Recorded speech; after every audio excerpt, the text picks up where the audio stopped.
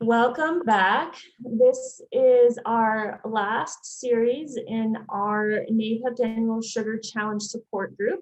We're calling it the Backstage Pass to Success.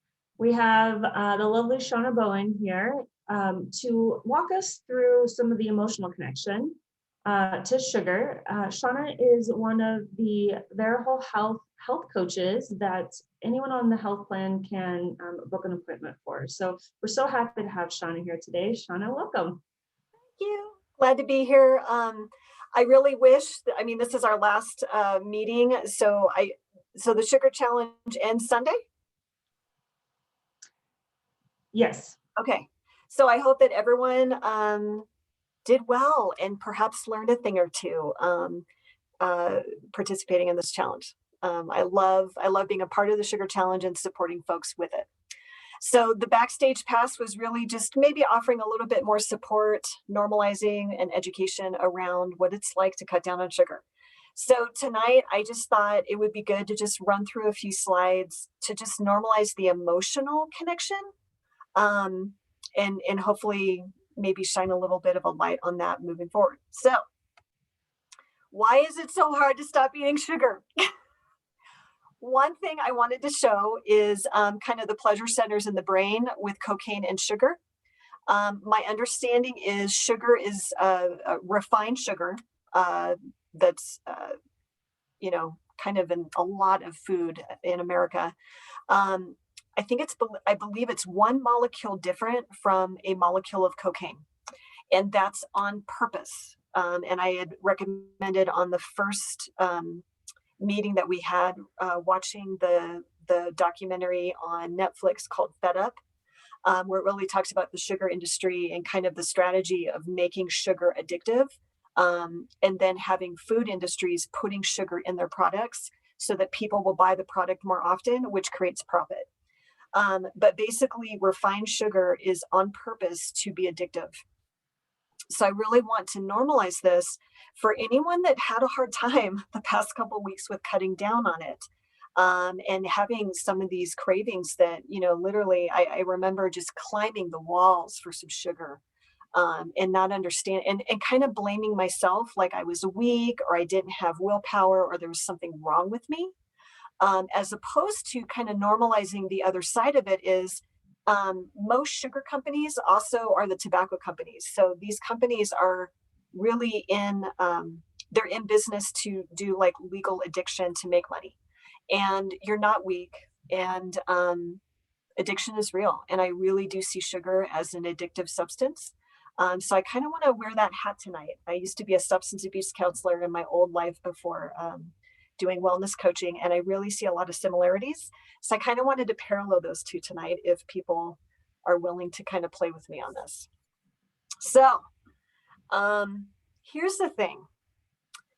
We talked in the first meeting about kind of like the biological, we talked about like microbiomes and kind of sugar highs and sugar lows and kind of regulating sugar, and that the first couple of days can really be hard as far as kind of coming off sugar or having withdrawals from sugar.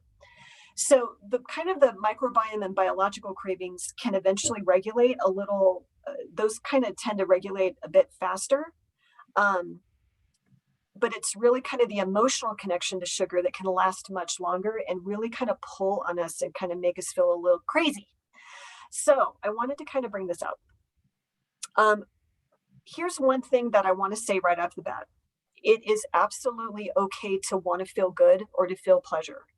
I would say this past year with COVID and everything else that's been going on is that a lot of people admitted that they were eating more sugar and carbs and overeating as a way to feel pleasure because a lot of the other activities that they felt pleasure from were kind of in a way taken away. So there's nothing wrong with pursuing feeling good or feeling pleasure. I just want to normalize that. This is a human need.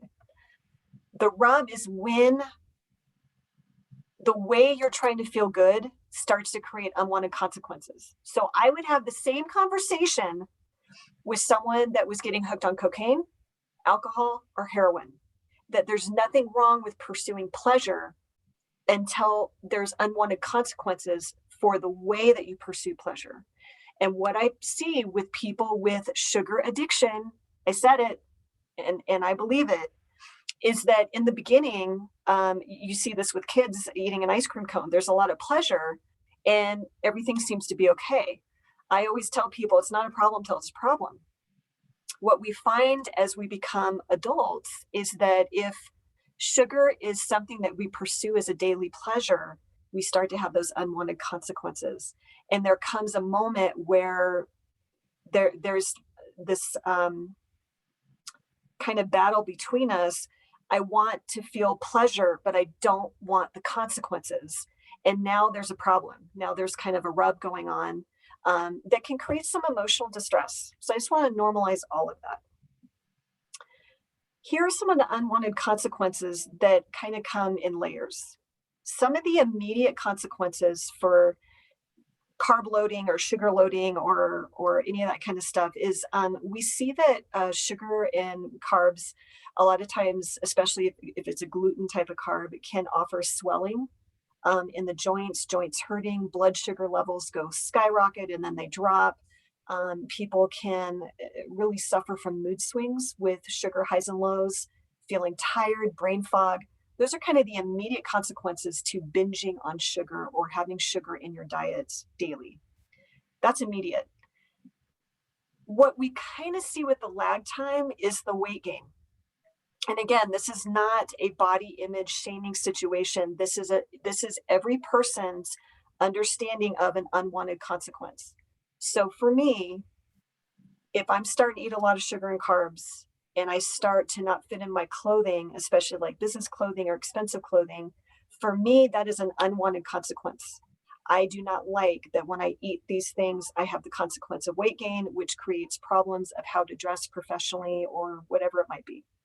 But I think the real lag time, and this is where this is so frustrating, is that long-term consequences are really the scary ones that maybe we can deal with our joints hurting. Maybe we can deal with brain fog because we want those cookies or whatever.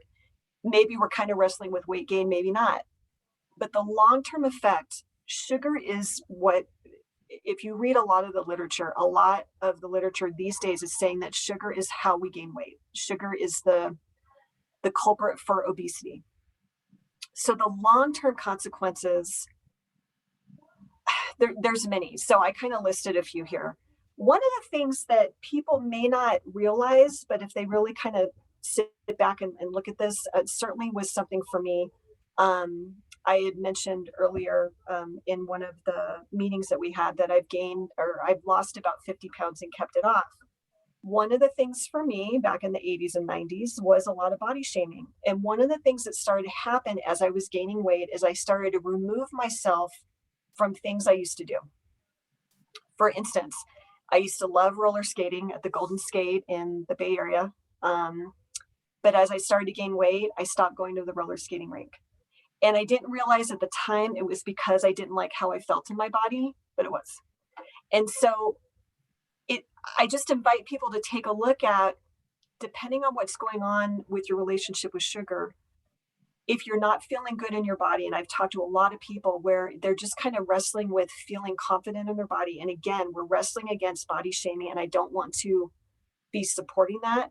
Everyone's got their own understanding of how they feel in their bodies. So I want to honor that if this applies with a personal situation, fine. But you may find yourself removing yourself from things you used to do because of this. That's an unwanted consequence. And if those things created pleasure for you, you're now limiting and limiting how you feel pleasure. And at some point, with some of the folks that I talk to, the only thing left, especially if they become very morbidly obese, is food. So it becomes kind of like this catch-22. Other things might be just having less confidence in general. The big one that we start to see at Vera is diseases start to develop. So things like diabetes, obesity, hypertension. Visceral fat is kind of the fat that surrounds organs in your tummy. And lack of mobility because of pain, stress on the joints, or even like a hip injury or back injury due to obesity. Once those things start, we then start to see this ripple effect of depression, sedentary lifestyle, and again, kind of like dwindling down to the only way I feel pleasure is to eat, which is the one thing that's creating the consequences of why these other things are no longer pleasurable. So I just wanted to stop here and normalize. Sugar is addictive. There's nothing wrong with feeling pleasure until you hit that rub between pleasure and unwanted consequences. And Yeah, that's, yeah. So any thoughts, Katie, on this so far? I just love that you're bringing it up because it's so true. And of course, the challenge is with other addictive substances, say it's smoking, and you decide, yeah, it's leading to these unintended consequences. I think for me, it was just having bad breath and yellow teeth. Mhm. I wasn't forward thinking enough of like health consequences at the time. But it was easier just to abstain, like if I just abstain from it entirely then and not do it at all, then it's easier. And, Mhm. same with like alcohol. Like if you're someone who gets to the point that you drink so much that you have unintended consequences or unwanted consequences, it's easier just to abstain at all altogether. But with sugar, it's like in everything, which actually kind of angers me a little bit. If you think about the food industry and how if you pick up a packaged food, the chances of it having more sugar in it than you should eat in an entire day is high. Yeah. So they recommend roughly 25 grams of sugar for an adult woman, about 37 grams of sugar for an adult man in a day. Mhm. A Coca-Cola has 45. So right off the bat, why are we making products that have more sugar than an average American should be having in a day, a Yeah. grown-up? On top of that, the kids' foods have adult amounts, not kids amounts. An 8 to 12-year-old kid should be eating between 10 and 12 grams of sugar a day. One protein bar tends to have 24 grams of sugar. So I'm just like pointing out like how there's a lot working against you. And because we can't avoid sugar entirely easily, I just wanted to share that I personally have found that when I'm able to stick to a low amount of sugar, that that addictive desire to have more and more and more is less. Okay. Now, Yeah. I don't know why that is, because you would think like any amount of sugar would lead to wanting to have more. But if I buy a packaged food, I look at it and I make sure it doesn't have more than 5 to 7 grams of sugar in a serving, or I don't buy it. Spoiler alert, that cuts out about 90% of packaged foods. But when I do have something like that, it's relatively a small amount. And for whatever reason, I'm able to do it. But if I go to a birthday party and I have a piece of birthday cake, or I have some sort of once in a while treat, I find that my desire to have more the next day and the next day is much more than it was when I stuck to what the World Health Organization recommends for a daily amount for someone. So I just want to leave that as a ray of hope that if you are sticking to that recommended amount, you might find that those cravings and desires are less because your microbiome isn't as affected as much. Mhm. Yeah, thank you for bringing that up because I feel like I love the sugar challenge because it really is a challenge and it offers a lot of insight into personal choice and personal motivation to make a change. And you're totally correct. And we talk about this like a cocaine, heroin, or alcohol addict, they get to abstain from their drug of choice completely and recover from their substance use and substance dependence because they don't need it to survive, like for basic survival. It's something that they can do without completely. And so what we say is with the alcohol, cocaine, or heroin addict, you lock the tiger in the cage and you throw away the key and you walk away. That's recovery from substance abuse.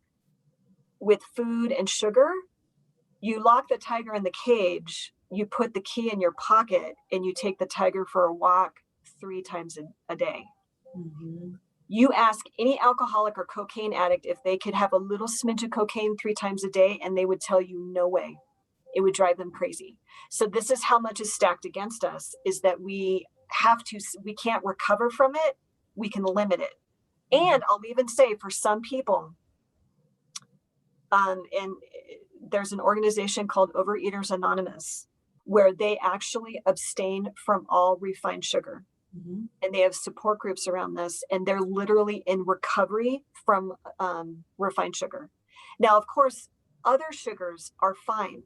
I'm not saying don't eat some fresh blueberries or an apple, but for some of them, just to like gain their sanity, because they've become what we call when our lives have become unmanageable. For some sugar addicts, their life has become unmanageable. And usually it's when they start to see diseases, depression, sedentary lifestyle, can't move, those kinds of things. Becoming in recovery and being a part of a group of people that are doing the same thing is kind of it's the last ditch effort. And I've seen a lot of success with that. For the rest of us that are kind of struggling with, okay, can I lower the amount or make sure that I'm strategic with the kind of sugar I'm eating? There is a good chance of saying what you're saying is the cravings are less, you feel more in control of what you're eating, and you're not seeing a lot of the unwanted consequences. Your life has become manageable. But there is a lot stacked against us. And for the food or sugar addict, there's help out there, there's support groups out there. It just depends on where you're at. So for me, I actually felt out of control with sugar at a point in my life, and I was a part of Overeaters Anonymous, and it felt really good to understand strategies to just kind of gain control again. And where I took that support and that insight was I wanted to have a healthy relationship with sugar, and that was my decision with the program and how I proceeded with my own weight loss and my own understanding of how to eat. And that's worked very well for me. But it takes work. And that's where I want to, for anyone who took the sugar challenge seriously and wants to do a deeper dive emotionally, that's why we're talking about this, that there probably is for some of our folks a deeper dive that would probably serve them.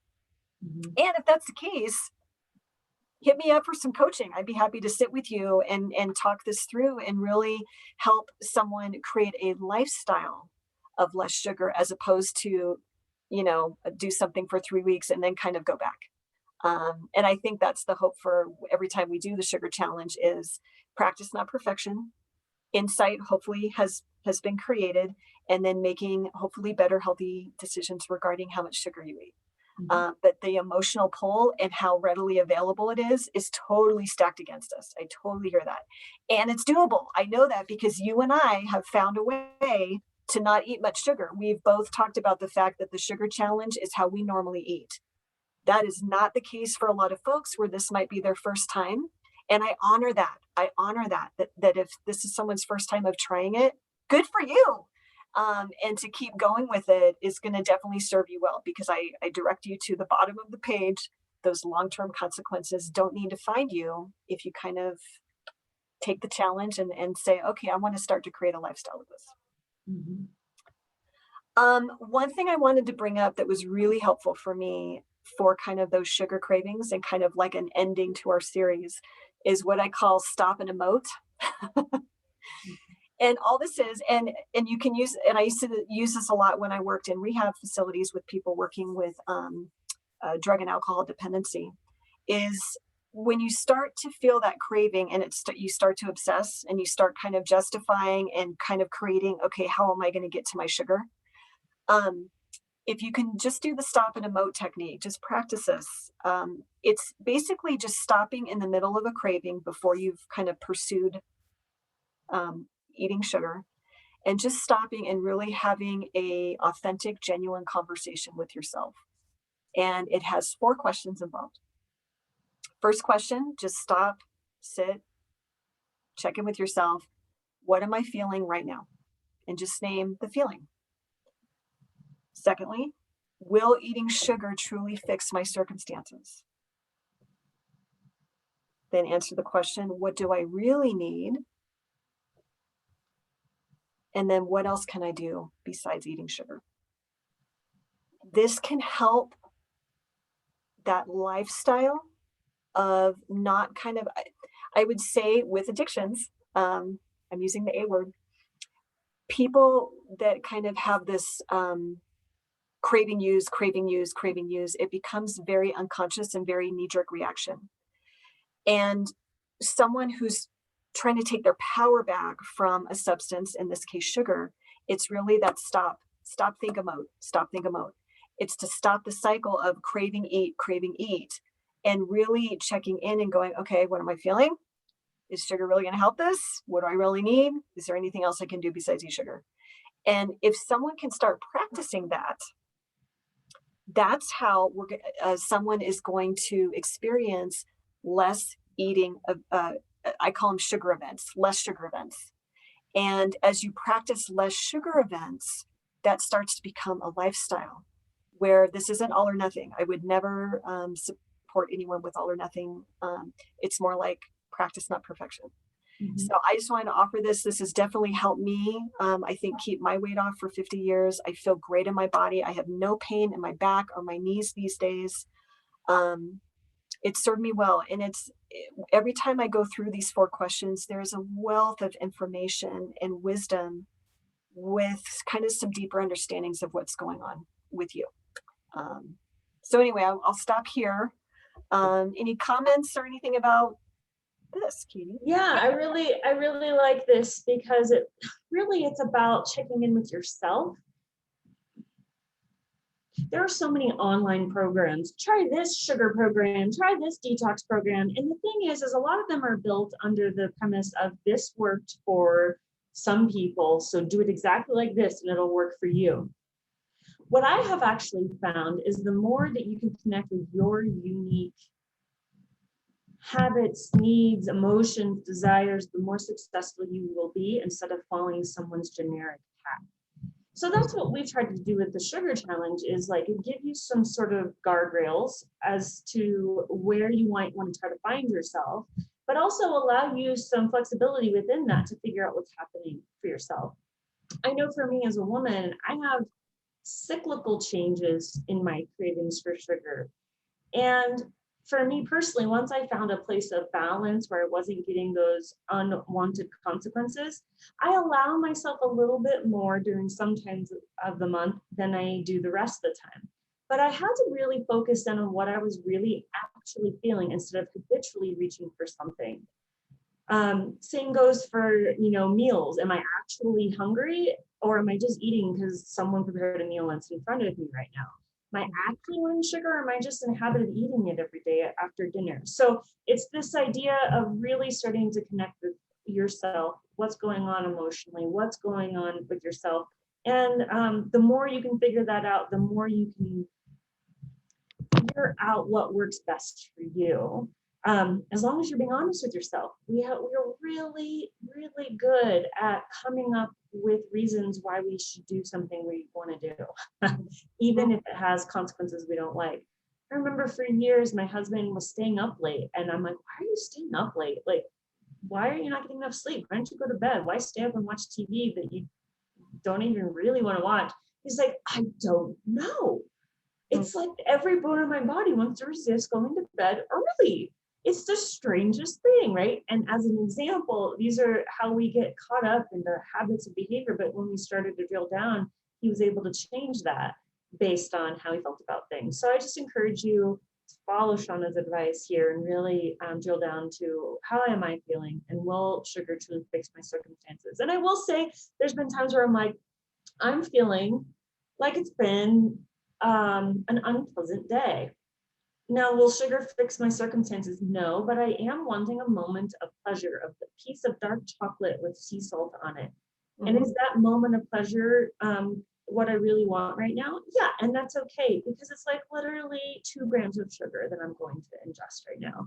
But to be present and mindful with it in that moment makes all the difference. I'm not like eating a whole bar of chocolate and like shoving it into my mouth. I'm like having this moment with this piece of chocolate where it melts in my mouth and I'm enjoying it in that moment. I tell the story all the time that my husband was very addicted to caffeine and it was making him like one of those really anxious, crazy people to be around, right? And so I just said, hey, you know what? I know you love coffee. Why don't you go out and have coffee time every morning? Just go out on the front porch with your cup of Joe and just sit in the morning sunshine and have your coffee because you love it. And he was like, well, that sounds amazing. And I was like, yeah. But the trick is you can't read the news. You can't be looking at your phone. Just sit there mindfully and drink your coffee. Mhm. Well, he used to drink this like gigantic, mug of coffee, right? And he said he got like a fourth of the way in and he said, you tricked me. I said, what do you mean? He's like, I started feeling like my heart racing and I'm feeling anxious and all this stuff a fourth of the way into my cup. You tricked me. And I said, no, no, no, you tricked you. And thinking it was a good idea to drink the whole thing because you didn't pay attention. So if you indulge in something, pay attention. Because when you pay attention, that's when you can suddenly realize, wow, this is enough. Mm-hmm. If I were to have more, emotionally, I would feel bad about it. If I were to have more, my stomach would start to turn. If I were to have more, I may not sleep as well. If I were to have, you know what I mean? And so it's really paying attention to that boundary and putting the tiger back in his cage. Yeah. Yeah. And it's, again, I'm kind of wearing that addiction hat, getting honest with yourself is the first step. Mhm. And I think there's a lot of unconsciousness with eating, overeating, and eating sugar. And it can be a scary journey to kind of open that door and start looking at it, but I think it is well worth it. Bittersweet. There might be a little bit of information that might be a little hard to wrestle with, but I think it's well worth it, because again, I think of those long-term consequences that can all be avoided. And so many things can happen. I call it addict behavior, where it's like the justifications, well, 2 cookies isn't going to cause a heart attack, all these kinds of things that we get into to convince ourselves it's okay. And like you said, having a square or 2 of dark chocolate and really enjoying it, that's not the problem. Mhm. It's continuing to eat sugar to change our state to the point where we have unwanted consequences. And then you've got that rub going, like, I want this, but I don't want this. I want this, but I don't want this. And that's where there can be a lot of emotional distress. And that's what I want to normalize, is that that's a great time to talk with someone like me and just say, you know what, I really like the sugar challenge. I learned a lot. I felt better. I lost some weight. I really like what happened. I want to sustain this. And that is a great time to pick up a coach and really take a look at, how do you want to personally move forward? And that's what I wish for everyone that did the challenge. I just want to offer, congratulations with however you utilize the challenge. And if there was any insight or anything that happened that makes you think differently about sugar, awesome. That's why we did it. Mhm. And what you do with that information, everyone's got their own journey with it. But I'm definitely here as a wellness coach, free of charge, no copay or fee. If you ever want to utilize coaching to move forward, be more conscious about it, whatever y'all want out there, we're here to help. And yeah, this is the end of our challenge. I guess in a few days. Sunday's the last day. Okay, you guys got 3 days left. But I hope it was worthwhile. And I'm so glad, Katie, that we decided to do a support group and offer some additional information. I hope that this was helpful for folks. Thank you so much for joining us. Do feel free to contact Vera if you want to do some coaching. The number for Vera is 928-774-3985. All right, we hope this is helpful for you and that you continue on your journey and you have compassion and patience and perseverance. May you all be well. Bye.